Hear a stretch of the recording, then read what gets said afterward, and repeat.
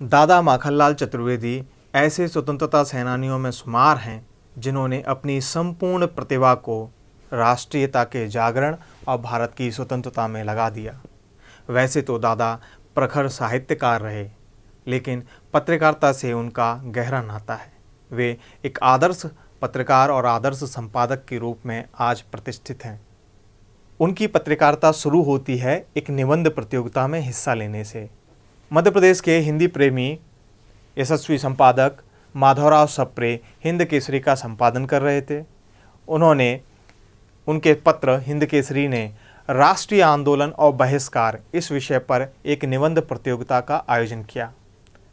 दादा माखनलाल ने इस प्रतियोगिता में न केवल हिस्सा लिया वरन प्रथम स्थान प्राप्त किया। उनका आलेख इतना सधा हुआ और प्रखर था कि माधवराव सप्रे अत्यंत प्रभावित हुए और नागपुर से स्वयं खंडवा तक आए और उन्होंने माखनलाल जी से भेंट की। और इस मुलाकात ने ही दादा माखनलाल की पत्रकारिता की यात्रा की शुरुआत की, उसकी नींव रखी। शुरुआत में दादा माखनलाल विद्यार्थियों में राष्ट्रीय भावना की अलग जगाने के लिए एक हाथ से लिखे हुए हस्तलिखित वार्षिक पत्र का संपादन करते थे, जिसका नाम भारतीय विद्यार्थी था। बाद में दादा प्रभा जैसी पत्रिका से जुड़ गए, उसके संपादन से जुड़ गए। लेकिन अंग्रेजों के खिलाफ, ब्रिटिश सरकार के खिलाफ धारदार लेखनी के कारण जल्द ही प्रभाव को बंद करना पड़ा, प्रभाव बंद हो गई। इसके बाद कानपुर से यशस्वी पत्रकार गणेश शंकर विद्यार्थी एक पत्र निकालते थे, प्रताप। उस प्रताप की भी जो लेखनी थी वह प्रखर थी। ब्रिटिश सरकार उससे डरी हुई थी। अपनी लेखनी के कारण से गणेश शंकर विद्यार्थी को जेल जाना पड़ा। ऐसे समय में दादा माखनलाल जी ने उनके समाचार पत्र प्रताप का उसी रूप में संपादन किया जिस रूप में गणेश शंकर विद्यार्थी उसको देखते थे। दादा माखनलाल की पत्रकारिता का एक सबसे महत्वपूर्ण सफ़र शुरू होता है करमबीर से। 17 जनवरी 1920 को जबलपुर से करमबीर का प्रकाशन शुरू होता है। प्रकाशक इस पत्र को बहुत प्रखर बनाना चाहते थे, ऐसा पत्र बनाना चाहते थे जो अंग्रेज़ों को हिला करके रख दे, उनकी सरकार को आईना दिखाए, समाज का प्रबोधन करे। तो इसके लिए एक ऐसे पत्रकार की खोज थी जो इन सब बातों को पूरी कर सके। प्रकाशकों के नज़र में उस समय एक ही नाम आया, दादा माखनलाल चतुर्वेदी का। दादा माखनलाल जी ने करमबीर का संपादन संभाला, संपादन की जिम्मेदारी संभाली और उसका उसी अंदाज में, जैसी उनकी प्रखर भाषा है, ओजपूर्ण कविता है, उसी ओज के साथ उन्होंने करमबीर का संपादन प्रारंभ किया। और स्थिति ऐसी बन गई कि दादा माखनलाल और करमबीर दोनों एक दूसरे के पर्याय हो गए। दोनों को अलग करके नहीं देखा जा सकता। एक बड़ा महत्वपूर्ण किस्सा है, वह जानना बहुत ज़रूरी है। वह बताएगा कि दादा माखनलाल और करमबीर दोनों का उद्देश्य क्या था। उस समय भाषाई पत्रकारिता से ब्रिटिश सरकार बहुत बुरी तरह डरी हुई थी। भाषाई पत्रकारिता भारतीय समाज का जागरण कर रही थी, उसमें स्वतंत्रता की चेतना पैदा कर रही थी। इसके कारण से भारतीय भाषाई पत्रकारिता को अंग्रेज यथासंभव दबाने का प्रयास कर रहे थे। तो कोई भी समाचार पत्र जो भारतीय भाषा का था उसे प्रकाशित करने के लिए जिला मजिस्ट्रेट की अनुमति की आवश्यकता होती थी। करमबीर के प्रकाशन के लिए भी जिला मजिस्ट्रेट के पास अनुमति लेने के लिए दादा माखनलाल जी गए। जब दादा माखनलाल जिला मजिस्ट्रेट के सामने करमबीर के प्रकाशन की अनुमति प्राप्त करने के लिए गए, उस समय दादा माखनलाल के साथ माधवराव सप्रे, विष्णुदत्त शुक्ल और राम बहादुर जी थे। दादा माखनलाल जी जिला मजिस्ट्रेट के सामने बात रख पाएंगे या नहीं रख पाएंगे, इस संदर्भ में इस बात को सोचते हुए उन्होंने एक पत्र बना करके उनकी जेब में डाल दिया, जिसमें बड़ी विनम्रता के साथ लिखा था कि हम इस नाते से इस पत्र को प्रकाशित करना चाहते हैं, हम ब्रिटिश सरकार के खिलाफ इस पत्र में कुछ नहीं लिखेंगे। लेकिन जब दादा माखनलाल जिला मजिस्ट्रेट के पास गए, उस समय जबलपुर जिला मजिस्ट्रेट थे मिथाइस ICS। उन्होंने पूछा कि आप अंग्रेजी का समाचार पत्र होते हुए हिंदी का समाचार पत्र क्यों निकालना चाहते हैं? तो दादा माखनलाल ने स्पष्ट कह दिया कि मैं एक ऐसा समाचार पत्र निकालना चाहता हूं जो ब्रिटिश सरकार की चूलें हिला दे। आपका अंग्रेजी का समाचार पत्र तो दब्बू है, मैं वैसा दब्बू समाचार पत्र प्रकाशित नहीं करना चाहता। मिथाइस उनके इस स्पष्टवादिता से बड़े प्रसन्न हुए और प्रभावित भी हुए।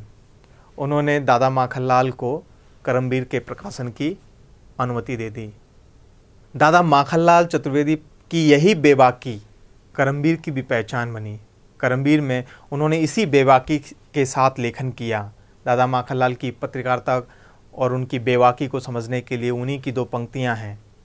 अमर राष्ट्र उदंत राष्ट्र उन्मुक्त राष्ट्र यह मेरी बोली। अमर राष्ट्र उदंत राष्ट्र उन्मुक्त राष्ट्र यह मेरी बोली। यह सुधार समझौतों वाली मुझको भाती नहीं ठिठोली। माखनलाल चतुर्वेदी जी ने एक सिद्धांत और बनाया था, उसको भी समझना बहुत महत्वपूर्ण है। उन्होंने तय किया था कि वे अपने समाचार पत्र में क्रांतिकारी पार्टी और क्रांतिकारियों के विरुद्ध कोई भी बात नहीं छापेंगे, फिर भले ही वह बात महात्मा गांधी ने ही क्यों न कही हो। दादा माखनलाल महात्मा गांधी जी को अपना गुरु मानते थे और उनके प्रति बड़ी श्रद्धा रखते थे, लेकिन इस नाते में उन्होंने तय किया कि महात्मा गांधी जी भी अगर क्रांतिकारियों के विरुद्ध कुछ बात बोलेंगे तो उस बयान को वो अपने समाचार पत्र में छापेंगे नहीं, और उन्होंने ऐसा करके भी दिखाया। यह उनकी पत्रकारिता का एक उदाहरण है। माखनलाल जी ऐसे समाचार पत्रों की निंदा करते थे जिनकी न तो कोई रीढ़ थी, न कोई सिद्धांत थे, न कोई नीति थी, जो सिर्फ व्यवसाय के लिए निकल रहे थे। वे तो साहित्यकारों से भी अपेक्षा करते थे कि उनकी लेखनी राष्ट्र की सेवा के लिए चलनी चाहिए। मध्य प्रदेश हिंदी साहित्य सम्मेलन में उन्होंने इस बात का प्रस्ताव भी पारित कराया कि जो साहित्यकार हैं वो देश में स्वतंत्रता की अलग जगाने के लिए अपनी लेखनी चलाएंगे। दादा माखनलाल को ऐसी प्रखर, ओजस्वी, निर्भीक पत्रकारिता के लिए उसका परिणाम भी चुकाना पड़ा। उनके जो छापाखाना था, जो उनका कार्यालय था, यानी घर पर भी लगभग 63 बार छापे पड़े और उनको 12 बार जेल जाना पड़ा। पत्रकारिता के दायित्व बोध पर 1927 में आयोजित भरतपुर संपादक सम्मेलन में दिया गया उनका वक्तव्य बड़ा महत्वपूर्ण है। वे कहते हैं कि कोई और अपने दायित्व से या अपने सिद्धांतों से डिग जाए तो उसका ही नुकसान होता है, लेकिन जब पत्रकारिता अपने सिद्धांतों, अपने दायित्व से डिगती है तो वो सिर्फ उसका ही पतन नहीं होता, पत्रकारिता का ही पतन नहीं होता, अपितु महान देश के सामने महान संकट आ खड़ा होता है। दादा माखनलाल जी ने अपनी पत्रकारिता में राष्ट्रीय महत्व के मुद्दों, स्वदेशी भाषा और गौ संरक्षण जैसे विषयों को प्रमुखता से उठाया था। गौ संरक्षण पर तो उन्होंने एक राष्ट्रीय व्यापी आंदोलन खड़ा कर दिया था। उस प्रकरण को याद करना भी बहुत ज़रूरी है।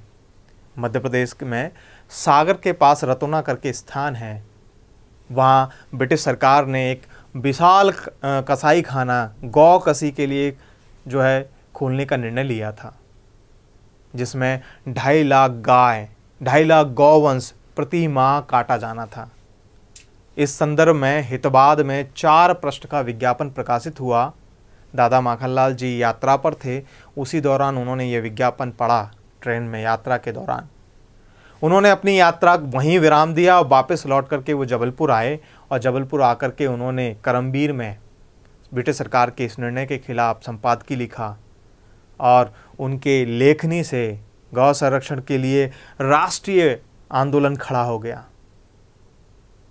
एक ऐसा आंदोलन जिसके कारण से मध्य भारत में पहली बार अंग्रेजी सरकार को घुटने टेकने पड़े और अपना निर्णय वापस लेना पड़ा। उनके इस आंदोलन से न केवल देश के सामने गौ संरक्षण का महत्व सामने आया, बल्कि सामाजिक सौहार्द की मिसाल भी कायम हुई। उनकी लेखनी से प्रभावित होकर के मुस्लिम पत्रकार भी इस आंदोलन में जुड़े। उन्होंने भी गौ संरक्षण की बात की और अनेक गौ कत्ल खाने या कसाई खाने स्वतः ही बंद हो गए। यह पत्रकारिता का सौभाग्य है कि जिसे माखनलाल चतुर्वेदी जैसा संपादक, सुयोग्य संपादक प्राप्त हुआ, जिसने भारत की पत्रकारिता में भारतीयता के भाव की स्थापना की। उन्होंने इस विधा को किसी कुशल शिल्पी की तरह एक सुंदर आकार देने का प्रयत्न किया। माखनलाल चतुर्वेदी भारतीय पत्रकारिता के ऐसे प्रकाश स्तंभ हैं जिनसे आज भी भारत की पत्रकारिता आलोकित होती है। नमस्कार।